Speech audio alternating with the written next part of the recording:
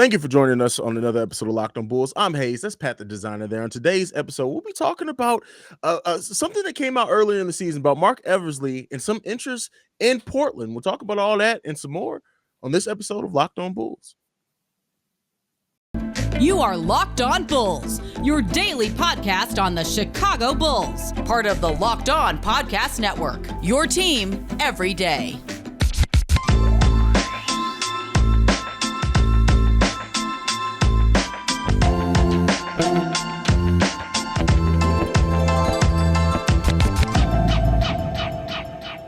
Thank you for being tuned into Locked On Bulls, a member of the Locked On Podcast Network, your team every day. On today's episode, me and Pat got you guys with some great content. Pat, Marc Eversley, at one point in the season, was rumored to be a heavy target for Portland for their vacant GM role. Now, some people may say, why would Marc Eversley leave from being the GM of the Bulls, the GM of the Portland Trailblazers? Well, the GM role there actually operates more like our president of basketball operations. That's the level of control that they have over the franchise. Now, this was something that happened way earlier in the season, but I think it's interesting with us going into offseason for us to pick it back up and kind of talk about the possibilities there. I think a lot of times, too, we talk about AK, right? And we talk about his contributions and our trust in him and him being, but Eversley, I think, is the guy who makes the calls. He's got kind of behind the scenes who does a lot. I don't really want to overlook Eversley's importance to this team as well. Maybe you don't think he's as important. We haven't really talked about that. But what do you think about the potential of Eversley leaving and heading to Portland? But on top of that, what do you think his real contribution is to the improved Chicago Bulls team that we've seen over the last couple of years? I think it'd be huge. I mean, listen, you have to give him credit where credit is due as well. He's the one that had the relationship with DeMar DeRozan coming in there, so it made that transition kind of easier. You know what I'm saying? He's somebody who has the respect around the NBA, and that's huge. You know what I'm saying? We've been a part of a franchise for how long where they just didn't have the respect around the NBA, and so having those guys in the building, having as many of those guys as possible in the building is huge for the Chicago Bulls. And so I think the loss of Marc Eversley would be big, right? Because you got to go out and you have to replace your GM. Now, in this sense, right, AK is more so the one making the final call on things. He's taken more of a, like you said, like what we would say was the GM role, right? Like John Paxson was our president of basketball operations, but Gar Forman made the calls, made the decisions, things like that. AK is more so playing that role where he's got the final call, but I feel like having multiple minds that are great in a building, you cannot overlook it, right? And when you have a couple of minds that are working well in lockstep and are building towards something that are absolutely moving in the right direction, it would be a shame to lose one of those pieces. I don't think that it's something that the Bulls couldn't overcome as a whole, right? But I liken it to like when the Bears won the Super Bowl, and it was Mike Ditka and Buddy. And then Buddy went and did his own thing, and Ditka went and did his own thing, and then they never got it right again. Like having as many people in the building that know what they're doing, it just makes the dynamic even that much better, and it gets you to that point where I think it's a huge reason, right, why we're 2 years into this and we're already back in the playoffs and talking about a winning basketball team possibly getting to a championship level basketball team. Don't you think? I do. Definitely. I think, you know, it's easy to kind of overlook somebody's contributions when you have somebody who's also so good at what they do and they have been for a while. Yeah. In Marc Eversley. Now, one of the things that I kind of want to touch on is that Portland is also one of those teams that does have cap space. Yeah. We don't know the relationship between Eversley and Zach LaVine. Here comes the theory. Exactly. You know, I'm a listen, for anybody who doesn't know, I am a mini conspiracy theorist. So sometimes we're going to throw some things out there, not necessarily that I think they're going to be, 100% something that happens. I just like to look at the little threads that could be connected there. Yeah. So what if we do see a tandem of Eversley being announced as the new GM over there, and then some reported serious interest in Zach LaVine? What do you think that does? Do you think that gives them an inside track? Do you think we both kind of discounted Portland a little bit just because that kind of puts them back where they were? What do you think about that aspect of things, Pat? Let's go down the path all the way, right? I think it's interesting because here's the thing: is Eversley one of those guys that leaves the Bulls with a lot of love in his heart for him, and he's like, "Hey, listen, we a long way away here. You send us Zach, we'll take care of you." All of a sudden, we got Dame Lillard in a jersey over here. Is that what we doing? Is that That's the not, path we're going down? does that get them anywhere closer? You know what I mean? I don't know. Well, you got a Yeah. superstar on your team. It gets you closer. You go from a star level player to a superstar level player. But I think if we're going down the conspiracy path, right? Like that, does Marc Eversley leaving mean Zach LaVine goes with him? I don't know that much. I don't know if Zach even really wants to go to a brand new situation, right? Like it's not like you're walking in that situation and it's ready made for you more so than Chicago is. It's kind of a lateral move there, I guess. Maybe just moving back closer to home is something for him. But to me, right, I don't see that connection being there, even more so based on the fact they've only been together a season. Well, That's 2 true. seasons now. Two. They've only been together 2 seasons now, right? Like you would think he'd probably want to go more so with somebody he's more familiar with, going down with DeJounte Murray, something like that. But I just feel like it's a real possibility. Here's the thing. This is the hard part about being good. When you have good people in place, other people who are bad want what you have that's good. And by doing that, they are willing to promote the person that you have that's good so that they can take him. That's the tough part about being good. Guess what? When you're a good head coach and you've got good assistant coaches on your team, you end up losing those assistant coaches so that they can become head coaches. You got to replace that. Same with the GM front office kind of thing. So Marc Eversley clearly is viewed with a ton of respect around the NBA, clearly is viewed with a ton of talent around the NBA and a great eye for getting talent in the building. And so how much of it is it, right? We've never really explored that. How much it is of the Io pick is Eversley. How much of the Patrick Williams pick is Eversley, right? Like we kind of say, oh, that's AK's move. But really, it's an Acme move. They're sitting in a room talking about this. So how Together? much of it does it impact?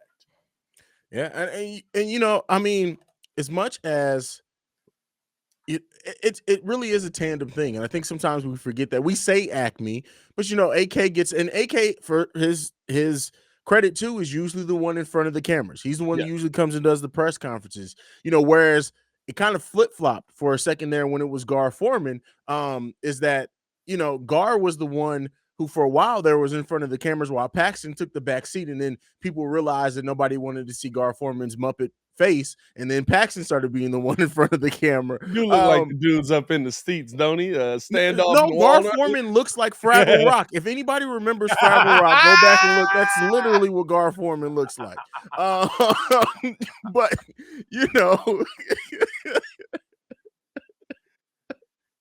this is content you only get here on Locked On Bulls, by the way. That's a bar. Oh man, I wish I had my soundboard up. I'd pull up the air horn for you, dog. That is a bar. That's hilarious. But it's easy to sometimes forget that Eversley's there hitting the grind just as much as AK. And I think it would be definitely a loss. Definitely a loss. Now we still have AK if that were to happen, but let me be clear. I'm not really too worried. I'm not too worried about losing Zach. I'm not too really worried about losing Eversley either, because I think that, listen, Eversley came here to help build something. Yeah. Now, had the Bulls gotten to the point or even had been closer to a championship, maybe Eversley would think, hey, man, I kind of did what when I came here to accomplish. Yeah. They're in a good place. Let me go on and build my own now. I just, maybe that's a pride thing, and maybe a thing that's the money may talk, the power may talk, that to have a raise. But I don't really think 2 years in to coming in to really get the Chicago Bulls franchise back to legitimacy, if that's really, and by all accounts, AK and Eversley were really locked in to do that. Yeah. I don't think that he's going to leave at this point when they're really in stage or phase one of what's probably a 3-phase process to really get the Bulls back into being a true contender. Yeah, I agree with you. And the only thing I'll say is, Bulls fans, he's going to leave. Because they're going to be successful. Yes. This tandem is going to be successful. Expect him to leave. Expect AK to be looking for a new right-hand man at some point. But I do agree with you. I don't think it's going to be this season. All right. So next up, we're going to be talking about going back into talking about some of the things with Zach LaVine's contract. We're actually going to talk about how did the Bulls team improve if Zach does stay. But first, I got to talk to you guys about Prize Picks. So, are you looking for a daily fantasy option for the NBA? Then you need to try the award-winning app Prize Picks. Prize Picks is daily fantasy made easy. It's easy to use. You pick 2 to 5 players and an over/under on their projections, and you can win up to 10 times on any injury. It's just you versus the projected numbers. Entries can be made in 60 seconds or less. It's that easy. Prize Picks is safe and offers fast withdrawals. Use the award-winning app on both the App Store and Google Play. For a limited time, PrizePicks has an exclusive, no-brainer of an offer for all of our users. Users get $50 free if a player in your first PrizePicks entry scores a single point, but you must use the code NBA. That's right. This is an exclusive offer available to Locked On fans. Sign up today and use the code NBA for $50 free if a player in your first PrizePick entry scores a single point. Next, before we go, I do want to talk to you guys about thank you for making Locked On Bulls your first listen, but I want you to guys go check out Locked On NBA Big Board. The draft is coming, and host Raphael Barlow, and Richard Stayman, Sam Ferris, and Leaf Tullen are giving fans an in-depth look over the NBA draft, mock drafts, player rankings, and of course, big boards. It's free and available wherever you get your podcasts. Now, Pat, we got to go back into the Zach LaVine contract thing and his pending free agency right now, not only because it's really still the biggest story out for anything Chicago Bulls related, but it has such a big implication on what the Bulls do going forward. So we talked a lot about if Zach left yesterday. Let's talk about if he stays. What do the Bulls do to improve if Zach LaVine stays in a Bulls uniform? What do you think? You got to find a way to build out your bench, right? AK has really talked about keeping the core together. And when you're looking at the free agent list of where the Bulls, I'm looking at your hat, where the Bulls could go, you're trying to build out your bench essentially, right? You're rolling out there with P. Will, Lonzo Ball, Zach LaVine, DeMar DeRozan, and Vooch. That's your starting lineup. That's where you're going to stay with. So how do you find guys that can build out this bench? How do is it a Marvin Bagley? Is it a Thomas Bryant? Is it what are those, a Mitchell Robinson, right? You have to find a way to build out you good? Yeah, I'm good, bro. My bad. Technical difficulties, but it can't hold us down. You good. I'm like, what just happened? No, you have to find out a way to bolster your bench unit because as you saw this season, it was starter or bust.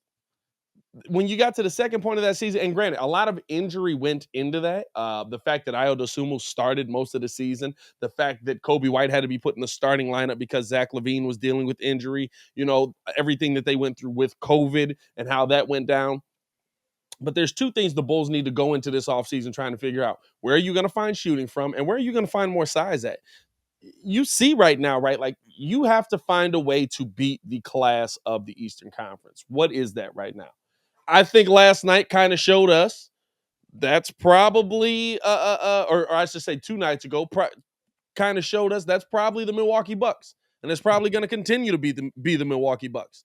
So you're going to need more size to compete with that team because that's the team that's going to be at the mountaintop. I feel like they're going back to the NBA championship, and I feel like they're going to be possible champions once again, depending on who they play. If they play the Warriors, they might get run up out of that mug. But you got to find a way to, at the end of the day, deepen your bench with people that are actually able to contribute. I mean, how many games do we go into this season or come out of this season when we were like, the bench scored 10 points? You know what I'm saying? Even less than that. I wonder what's the record for single-digit bench scoring nights and how close the Bulls were to that this season? Probably close, right? I mean, you think about all of the injury issues. You think about, like, at one point, legitimately, the bench was starting. We were running out, like, Matt Thomas and Alize Johnson off of the bench. I mean, we weren't getting a ton of production most of the season. So I think if you bring Zach back, right, you're hitching your horse to that wagon. Yeah. Zach LaVine is now, or your wagon to that horse. Y'all know what I mean. Zach LaVine is now being paid as the piece that's going to lead us to the promised land. How do we build around him to get us to that next step. That's what the Bulls are going to be focusing on. I think that's just going out and finding some more size and finding some guys that can shoot. Yeah, I think so the Bulls have a trade exception of I think $8 million. They have the full Mm-hmm. mid-level exception. That's really all it as far as like everything else has to be basically through veteran minimums or trades. And I really do think that this bench is going to be the thing that they focus on improving. They have to. You know, if you bring in players that can be more consistent on offense, more consistent on defense, better shooters, maybe not the player off the bench who can get you 16 to 18, but a player that can rely, or a couple of players who can reliably get you about 8 to 10. If you get about two of those every night, it really does help things. And you know, they may shoot, like I said, using that first round pick. If they don't keep it, they may shoot to bring in a Christian Wood or somebody to come off the bench that can really do some things. I really do expect this bench, if Zach LaVine comes back, which I do expect, to be drastically improving. When we look at that bench, to really say Alex Caruso, Ayo Dosunmu, the carryovers from last season, and really more veterans that can contribute, that you can bet on, that you know are what's going to give you. It's not going to be this up and down thing of, hey, we may get a good shooting night from this bench. No, we got two to three players off this bench who we know more than likely, unless something's gone completely left, are going to give us some solid shooting off the bench if we can create the shots for them. Then you add in Alex Caruso, you add in Ayo, who we think is going to take a nice jump and bring more of his scoring aspect that he had in college to the NBA level with another year and offseason training. I really do think this bench is going to be the thing that we look at saying, hey, this is what really got us to whatever that next level is. Now, is it going to get us to championship contention level? Remains to be seen. Yeah. But I think it's going to be the thing that gets us to what that next ring is as we continue to build to get to that championship level. And I think you gotta. You hate to bring back a Thibsism, right? But well, maybe not. It was some good times with Thibs here, but just guys that do their job. Yeah, we don't have guys that are good at doing their job, right? What's Kobe White supposed to be? A scorer, supposed to be able to shoot the three ball. Doesn't do it very well right now. You know, we didn't do it very well finishing out the season. Derrick Jones Jr. was supposed to be defense and athleticism. Didn't really show us much of that in the playoffs just because he didn't have the weight to guard Giannis. He put everything he had into him, and Giannis pushed him out the way. Tony Bradley Jr. was supposed to be your size. Well, he gets picked up by Steven Adams often. You know what I'm saying? Like, the pieces that you had that were supposed to do a specific job weren't able to do that job. And on top of that, the pieces that you had that could do that job were injured. So it's really just about finding guys that are good at that specific thing. I don't need a superstar on our bench. Like a Christian Wood would be a great asset to have, but is a Christian Wood a luxury coming off of your bench, right? A luxury I'd love to have, but is it a luxury? I really just want somebody that's tall and can play defense. If you go get Mitchell Robinson, I feel good with that coming off of the bench because I know he's going to get in there and he's going to help Vooch when we need him to help Vooch. Hey, if I need somebody that's going to knock down shots, I don't mind if you go out there and get TJ Warren or something like that. You know what I'm saying? At a minimum, I know he's 22 points a game and he can shoot the ball. It's just about finding pieces that fit well with what you do. It's not always about putting the big name together for me. And I think we've seen that with how the Lakers put their team together. Bunch of big names. Yeah. It never looked like any of them fit together. Yeah. Like when they put it together, we were just like, why are you putting Russ with a bunch of dudes that can't shoot? So I think that just needs to be the Bulls' focus going into this offseason. And the good feeling is that AK knows that it's the Bulls' focus going into this offseason. So I think we got our GM piece and our president of basketball operations piece doing a good job of that. I'd bet on them. But hey, if you guys want to bet on something, go over to betonline.net. It's your number one source for all your betting stats and sports info. You like I just went right into that. It was a little smooth. Find all the latest sports development, league reviews, and news, including this year's basketball playoffs and the start of the Major League Baseball season. My White Sox won the series versus the Angels. Bet y'all wouldn't have bet on that. BetOnline is your continued source for your sports wagering information for live betting to playoffs, esports, and more. Head to the website today and use your mobile device to learn more about the trends and action. BetOnline, where the game starts. All right. We got one more thing to finish it out before we go home, Pat. And unfortunately, a Chicago legend in Scottie Pippen has been tripping, bro. It's I'll give Scotty some credit. He was pretty quiet during the season. I guess he figured, hey, man, listen, there's not a lot of Bulls talk. It's my time to shine. He talked about he did not win the Defensive Player of the Year because people were too busy looking at Michael Jordan. This is just to see what Scotty has been the last year and a half has just been the last dance must have just been the final straw on the camel's back for Scottie Pippen. Ever since then, it's been a freaking whirlwind. It's like once every couple of months, Scotty got something to say. Scotty, we love you. Scotty growing up, it Really was do. I love Scottie Pippen, bro. Like anytime people were like, well, Scotty he wasn't really that good. He was just because he was playing next to Jordan. I quote the stats he had, the year Jordan was out, even how good he was when he did first go to Portland. Scotty is a legend. I just need Scotty to realize that we know he's a legend. Scotty, like you said, dog, we love you, Scotty. But it's okay that you won with another great player.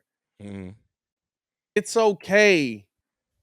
I don't know. Like maybe because Jordan's success has gone to the umpteenth degree past basketball, right? He's an owner. He's got the shoes after him. He's had, financially, he's absolutely winning. Scotty hasn't had those same successes past basketball. And maybe now it's more of I'm trying to find a way to keep myself in the headlines. I don't know. I don't know.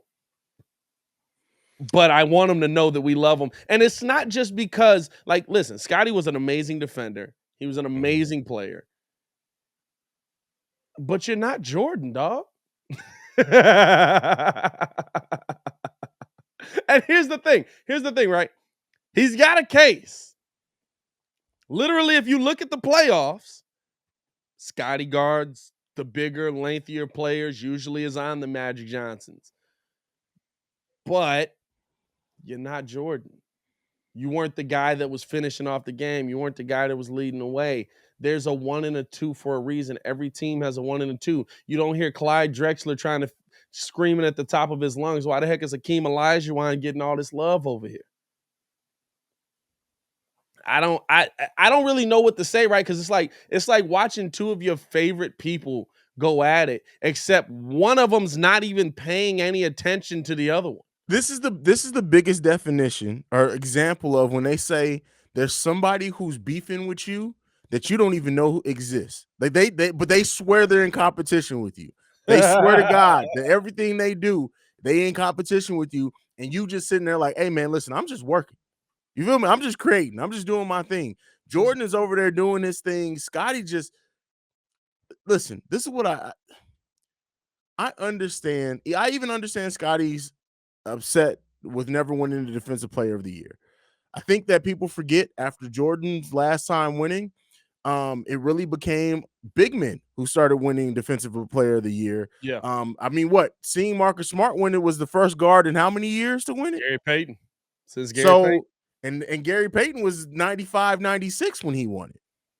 So I understand his frustration. I think he's zeroing it in too much on blaming everything on playing next to Jordan when some of these biases are just the way that the game went as a whole. And I listen, I need Scotty to wake up. It's tough, dog. It's tough because it's just like you're trying to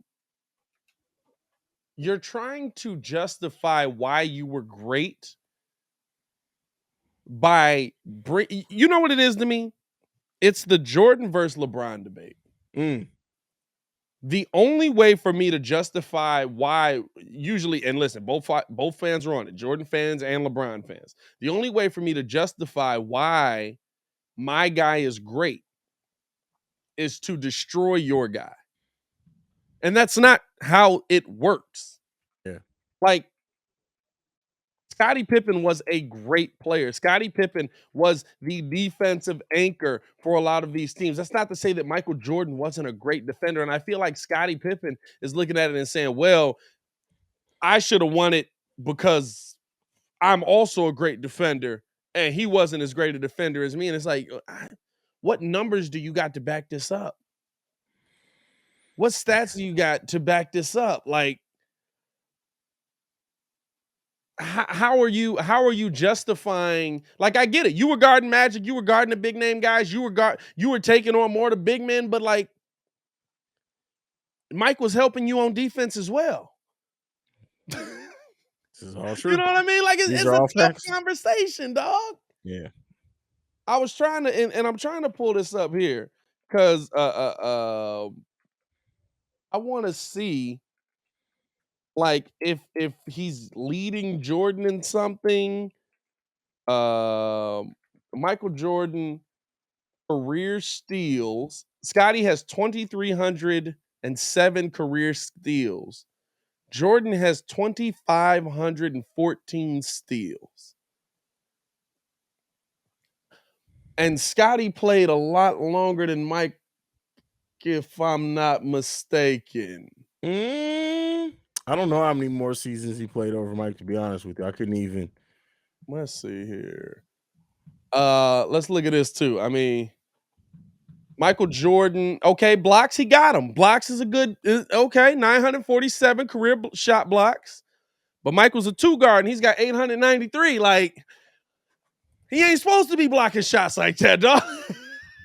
I mean, every category you look at is just going to show the dominance of Michael Jordan because he was such a dominant player. But that does not take away from how good Scott. Like, listen, I just don't like the way this is going. I don't like to see discontent amongst anything to do with our Bulls legends. Like, this just doesn't feel good, fam. It just ultimately, like, and I hate to make it sentimental like that. It just doesn't feel good to see this, bro. It just doesn't.